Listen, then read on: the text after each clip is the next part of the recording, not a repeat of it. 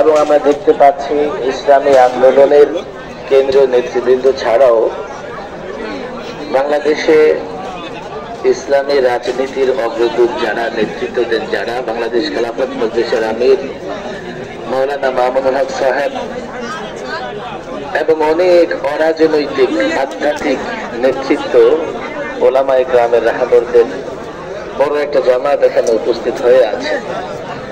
সুতরাং মাঠ পর্যায়ে আমরা যে দাবি দেখতে পাচ্ছি যে ওলামাদের ঐক্য দরকার, একরকম ঐক্য কিন্তু আজকে এই মঞ্চে হয়ে গেছে। এখন এই ঐক্য অটুট রাখতে হবে আর বৃহত্তম ঐক্যের জন্য চেষ্টা করতে হবে। পৃথক পৃথক ভাবে ইসলামী রাজনৈতিক সংগঠনের নেতৃবৃন্দের সঙ্গে আমি যখনই কথা বলেছি, আলহামদুলিল্লাহ বর্তমান এই পরিস্থিতিতে সকলেই একমত, ঐক্য দরকার। মাঠের লোকেরাও ঐক্য চায়। আমি বিশ্বাস করি খুব দ্রুতই এই ঐক্য দৃশ্যমান হবে, একটা রূপরেখা তৈরি হবে। ইনশাআল্লাহ সেই রূপরেখার আলোকে আমরা একসঙ্গে পথ চলব। আমি আমার ক্ষুদ্র জায়গা থেকে, আমি নিরীহ মানুষ হিসেবে এতটুকু বলতে চাই, ওলামায়ে কেরামের ঐক্যের প্রয়োজনে, ওলামায়ে কেরামের ঐক্যের প্রয়োজনে, ইসলামী রাজনৈতিক সংগঠনগুলোর ঐক্যের প্রয়োজনে আমার ক্ষুদ্র যেটুকু আছে, আমার যেটুকু পরিচয় আছে, আমি সেটা বিলীন করে দিতে চাই, সেটা মুছে ফেলে ওলামায়ে কেরামের সঙ্গে থাকতে চাই।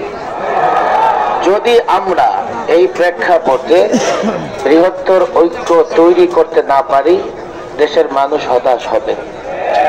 এবং 16 বৎসর আমি একথা নির্দ্বিধায় বলি, 16 বৎসর সবচাইতে বেশি জুলুম সহ্য করেছে ওলামায়ে কেরাম।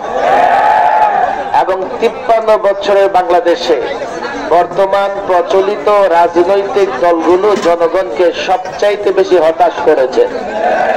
এই জন্য এখন সারা দেশেই তো যাই, মানুষ চায়, মানুষের একটা বড় আশা ওলামায়ে কেরাম ঐক্যবদ্ধ হয়ে এই জাতিকে হকের দিশা হিসেবে হকের পথ দেখাবে।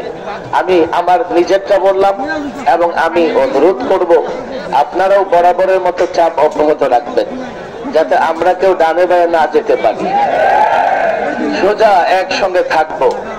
বড় ধরনের কোন কাজ কোন ধরনের পরিচয় ছাড়াই হতে পারে। এর বড় প্রমাণ হচ্ছে জুলাই এবং আগস্টের বিপ্লব। এই বিপ্লবের পেছনে যারা কাজ করেছে তাদের কেউ চেনেও না, তাদের কোনো পরিচয় তেমন ছিল না, তাদের কোনো পদ পদবিও ছিল না। আমরা কিন্তু বড় একটা বিপদে এখনো আছি। আমি কিছু কথা পরিষ্কার বলি, এই যে সংস্কার কমিশন গুলো হয়েছে, সংবিধান সংস্কার কমিশনের আহ্বানে আমি একটা বৈঠকে গিয়েছিলাম। আমি সংবিধান নিয়ে আগে থেকে যেহেতু কাজ করছি, আমার প্রস্তাবনা গুলো ওলামাদের পক্ষ থেকে তুলে ধরেছি।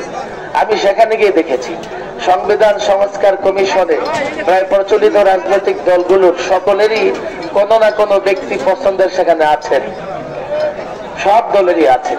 আমাদের কাউকে সরাসরি সেখানে আমি দেখি নাই সদস্য হিসেবে কাজ করতে। আমার মনে হয় বাকি কমিশন গুলো হয়তোবা তাই ওনারা করবেন, আমাদের ডেকে হয়তোবা তার বৈধতা নেবার চেষ্টা করবেন। আমি এক্ষেত্রে পরিষ্কার বলি, সংসদ সংবিধান থেকে শুরু করে নির্বাচন সংস্কার কমিশন পর্যন্ত কে কাজ করছে, কারা কাজ করবে, ইসলাম এবং মুসলিম উম্মাহ দেশের মানুষের স্বার্থ বিরোধী, কল্যাণ বিরোধী কোনো কিছু হলে তা মানা হবে না। এর জন্য ঐক্য প্রয়োজন, ঐক্যের কোনো বিকল্প নাই। আজকে আমাদের এখানে মোহতারাম আমির ইসলামী আন্দোলনের পীর সাহেব চরমনাই এবং নায়েবে আমির সহ নেতৃবৃন্দ আছেন। আমি মনে করি আপনাদের একটু অগ্রসরে বড় ধরনের ভূমিকা পালন করতে হবে। বর্তমানে আপনাদের কাছে মানুষের প্রত্যাশা বেশি। মাওলানা মামুনুল হক সাহেব আছেন, আরেকটু খোলামেলা আলোচনা করে বৃহত্তর একটা ঐক্যের দিকে আমরা যাব। যদি যেতে পারি ইনশাআল্লাহ সফলতা খুব বেশি দূরে নয়, আমরা সফল হব। আর আগামীর বাংলাদেশ হবে ইসলামের বাংলাদেশ।